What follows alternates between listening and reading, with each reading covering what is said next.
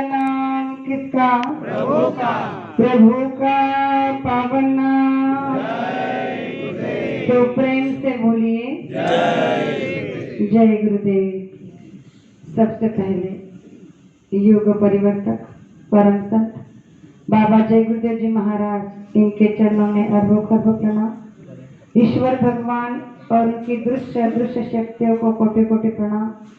आदरणीय अन्ना जी और दादाजी, इनको भी मेरा प्रेम पूर्वक जय गुरुदेव। साथ ही साथ यहाँ पर उपस्थित अजंती सिंह गांव के सभी माता पिता भाई बहनों को और दूर दराज से आए हुए सभी माता पिता भाई बहनों को बड़े प्रेम के साथ जय गुरुदेव। प्रेमियों, आज का सत्संग ये वार्षिक सत्संग है। यहाँ सत्संग का निमित्त है कि पांडु दादा का जो बेटे हैं नीलेश, आज उसका जन्मदिन है और हर साल जन्मदिन गुरु चरणों में गुरु संगत के बीच में मनाया जाता है। तो ये बड़ा परम सौभाग्य है कि इस बच्चे के जन्मदिन के निमित्त ही सही, लेकिन हम सबको नववर्ष का सत्संग सुनने को मिलता है। जैसे कि हमने कल ही 31/12/2021 के साल को विदा करके एक संकल्प के साथ उस जाने वाले साल की विदाई की है और आज 1/1/2022 को इस नए वर्ष को आने वाले नए वर्ष की हमने स्वागत किया है। तो गुरु महाराज ने हर बार हम सभी को किस तरह से कोई तीज त्योहार मनाना चाहिए इसके बारे में पहले से ही आगाह करके रखा है, बता के रखा है कि हमें इन तीज त्योहारों में नहीं पड़ना है, लेकिन इसके सही मायने को जानकर अपने संत मत के हिसाब से चलना है। वैसे तो देखा जाए तो ये 31 दिसंबर मनाना हमारी हिंदू संस्कृति नहीं है, ये पाश्चात्य संस्कृति है। क्योंकि देखा जाए तो हमारा नया साल हिंदुओं के रीति रिवाज के अनुसार अगर शुरू होता है तो वो चैत्र पक्ष में यानी कि गुड़ी पाड़वा के दिन शुरू होता है, जो हमारे गांव में सत्संग होता है। उस दिन से इस नए वर्ष की शुरुआत होती है और वही हमारे हिंदुओं का सही मायने में बहुत बड़ा दिन होता है। लेकिन अभी ये पाश्चात्य संस्कृति हम हमारे लोग देश के लोग मनाते आ रहे हैं और मना रहे हैं, लेकिन इसमें भी गुरु महाराज ने हमें कहा कि आप इसे अपने तरीके से मनाओ। जैसे कि कल भिलवाड़े में मनाया गया तो इसका उद्देश्य रखा था कि साल भर में हमारी वचन वाणी व्यवहार से कर्म से अगर किसी की दिल को ठेस पहुंची हो तो आप इस जाने वाले वर्ष के सत्संग में खड़े होकर अगर संगत के सामने तहे दिल से माफी मांग लोगे तो गुरु महाराज ने कहा है कि आपको माफी मिल जाएगी। यानी कि संत मत के हिसाब से हम अगर चलते हैं तो कोई भी तीज त्योहार गलत नहीं है, लेकिन उसका तरीका सही होना चाहिए। और जैसे कि आज का सत्संग जो सुबह भिलवाड़े में हुआ तो वो एक नए साल के नए किरणों के साथ अन्ना जी ने वहां संकल्प करवाया कि आने वाले नए साल में जो भी दुख तकलीफ बीमारी संकट आएगा तो इन सब से हमारी रक्षा कैसी होगी, इससे बचने का रास्ता बताया और कहा कि अगर संत मत के हिसाब से चलोगे तो आप इन्हीं सभी घटनाओं से बच सकते हो। तो जैसे ही 2021 का साल हमारे लिए गया सुख संपन्न से, उसी तरह 2022 का साल भी हमारा गुरु महाराज की दया से निकल जाए, बस यही आज के दिन हमें प्रार्थना करनी है।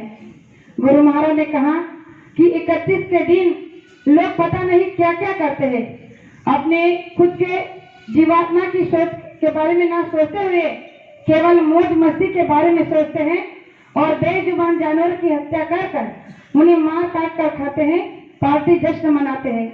तो गुरु महाराज ने कहा कि ये भारतीय संस्कृति नहीं है, ये सच्चा मानवता धर्म नहीं है। अगर आप किसी की जीव की हत्या कर कर अपने मौज मस्ती से उसे मना रहे हो तो ये कहाँ की सभ्यता हुई, ये कहाँ के संस्कार हुए। लेकिन ये बताने वाले आज देश और दुनिया में लोगों के पास कोई नहीं है और जो बताते हैं उनके पास कोई जाता नहीं है, इसीलिए ये सब हो रहा है।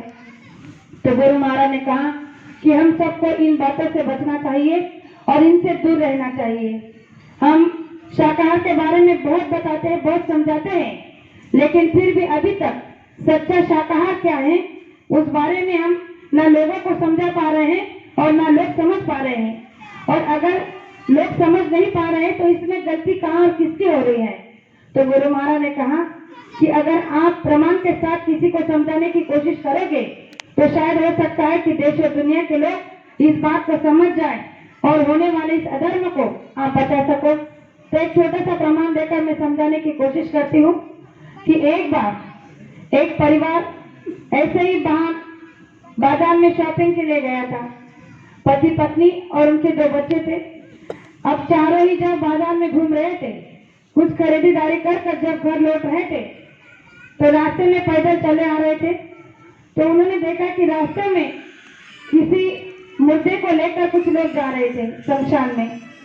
अब उनके साथ में जो उनका छोटा बच्चा था उसने उसके मम्मी पापा से पूछा कि ये क्या हो रहा है, ये कौन आ रहा है।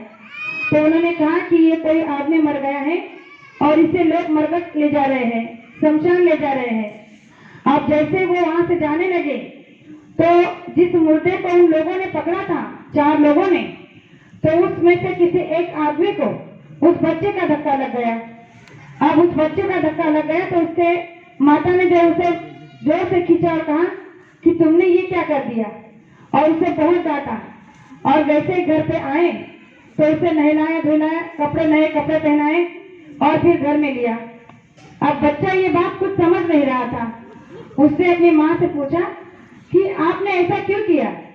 तो उसे कहा कि अरे तुमने उस मुर्दे को ले जाने वाले इंसान को छू लिया, इसलिए तुम्हें छुआछूत लग गई, तुम अशुद्ध हो गए, अपवित्र हो गए, और इसीलिए अब इसलिए मैंने तुम्हें दोबारा से नहलाया और दूसरे कपड़े पहनने के लिए दे। तो उस छोटे से बच्चे ने प्रश्न किया कि मरे हुए इंसान को हाथ नहीं लगाते।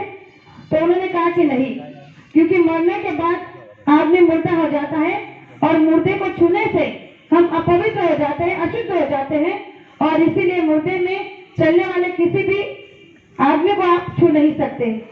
अब बच्चे ने उस बात को अपने दिमाग में बिठा लिया। अब कुछ दिन बीत गए कि उसके घर में उसके पिताजी ने मांस खरीद कर लाया। अब मांस घर में आया, उसकी माँ ने उसे बनाया पकाया। अब सब्जी बनके तैयार हो गई, खाने के टेबल पर जाकर रख दी।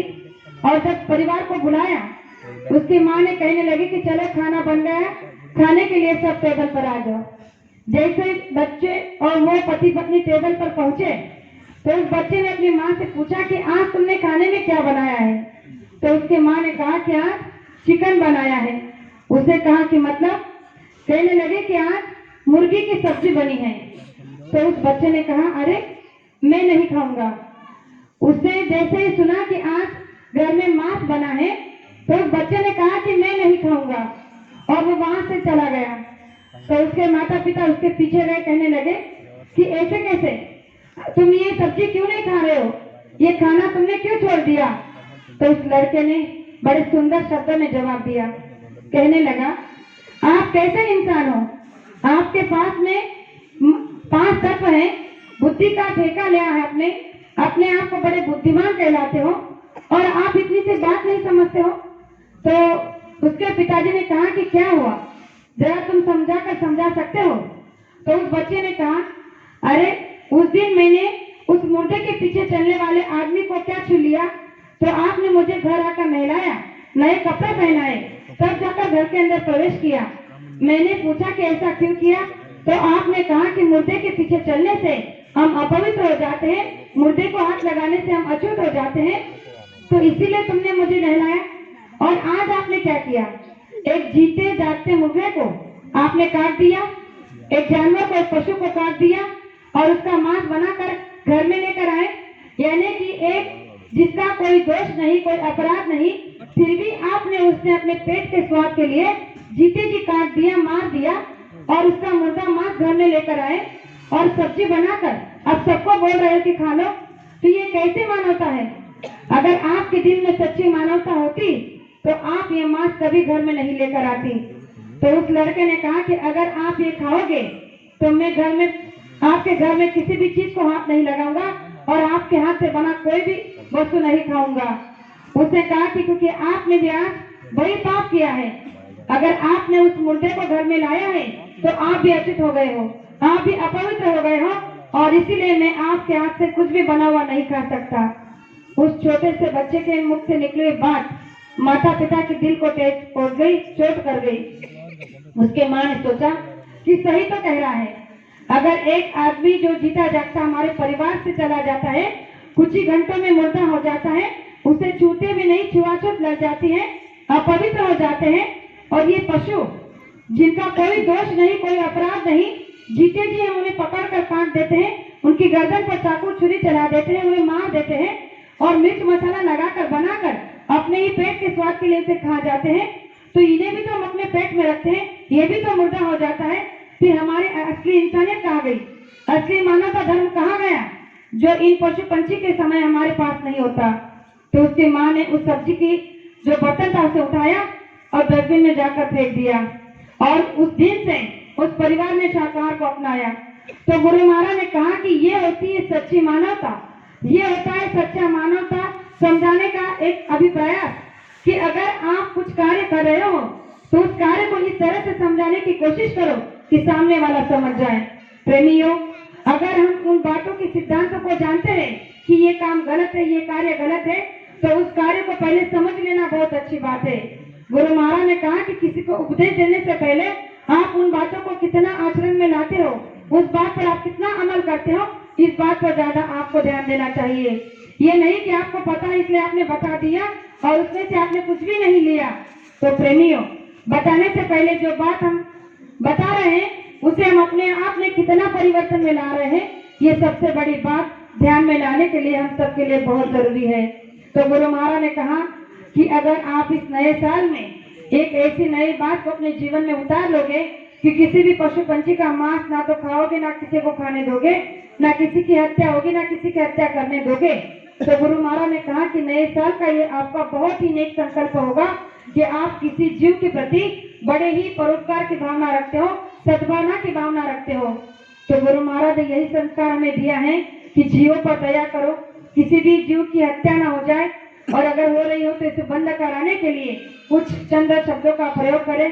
तो आज के दिन मैं सभी माता पिता भाई बहनों से यही कहना चाहूंगी कि हमारा नवा वर्ष जो आज से शुरू हुआ है 1/1/2022 का, तो आज के दिन से हम ये संकल्प करें कि गुरु महाराज हमारे जीवन में आने वाले हर रोज की किरणें आपके आशीर्वाद से ही आए और आपके आशीर्वाद से ही जाए।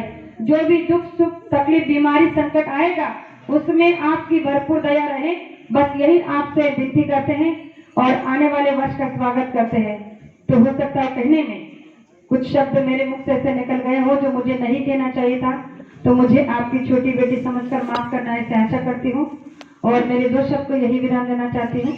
जय गुरुदेव। आज सभी संगत से गुरु महाराज को हाजिर नाजिर मानते हुए मैं माफी मांगना चाहती हूँ कि गए साल में 22 के जो गया साल गए, उस साल में अगर मेरे वचन वाणी कर्म से किसी की दिल को अगर ठेस पहुंची हो तो मैं गुरु महाराज को साक्षी मानकर आपसे माफी मांगना चाहती हूँ। आप सब मुझे तहे दिल से माफ करेंगे ऐसे आशा करती हूँ। जय गुरुदेव।